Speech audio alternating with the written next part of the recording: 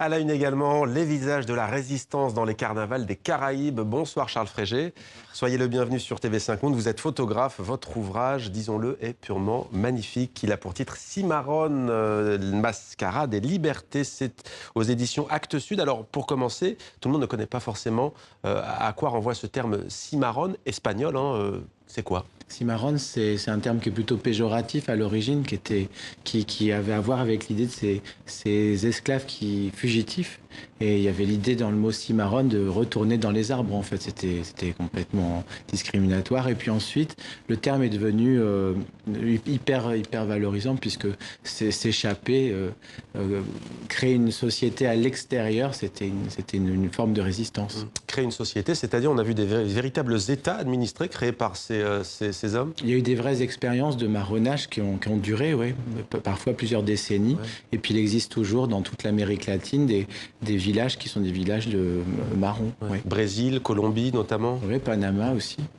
Qu'est-ce qui vous a amené à explorer dans les carnavals de Cuba, d'Haïti, des Antilles, la figure même du cimarron que l'on appelle aussi nègre-marron ? À l'origine, c'est l'idée d'aller plus loin sur un projet que j'avais démarré en Europe, ouais. Sur les carnavals et les mascarades autour de l'homme sauvage.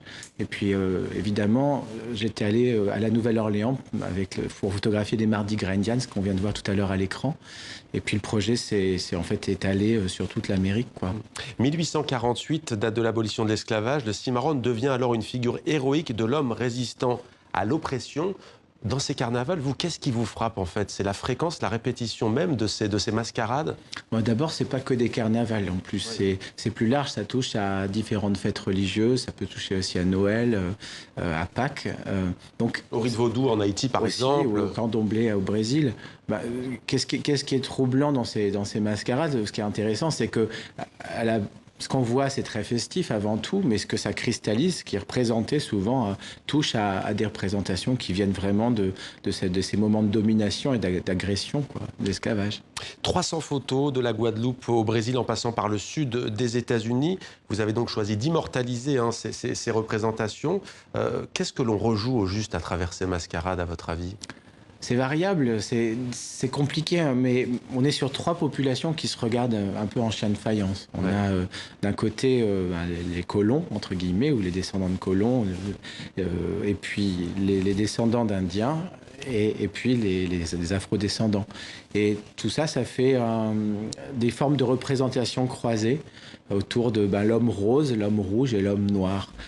C'est comme ça que disons que ça se retrouve dans ces mascarades. On va voir ces hommes qu'on voit à l'écran qui sont peints en noir, qui sont vraiment les noirs marrons, qui vraiment touchent à la représentation, disons, de l'Africain, quoi.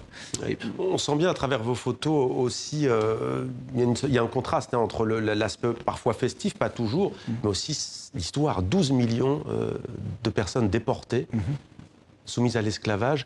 Photographiquement, comment est-ce que vous avez travaillé, toujours avec le même procédé, hein? Oui, c'est-à-dire, moi, je documente pas à la base les carnavals, je vais pas dans les festivals ou les fêtes.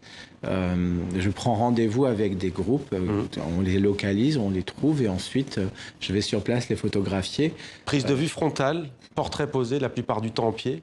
Oui, dans les environnements qui sont les environnements de vie des personnes qui participent à ces mascarades. Ouais. Comment se sont prêtés ces hommes et ces femmes qui se sont livrés quelque part à votre objectif?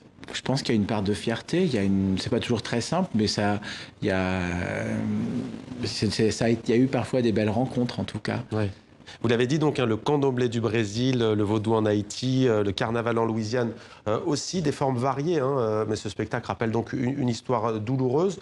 Est-ce que vous allez donner une suite à ce projet ? Directement à ce projet-là, non. Maintenant, je travaille sur un autre territoire. Encore une forme de mascarade, en tout cas. Eh bien voilà, on laisse planer le suspense. On aura le plaisir de vous revoir sur TV5 Monde. Merci beaucoup, Charles Frégé. Merci beaucoup. Cimarron.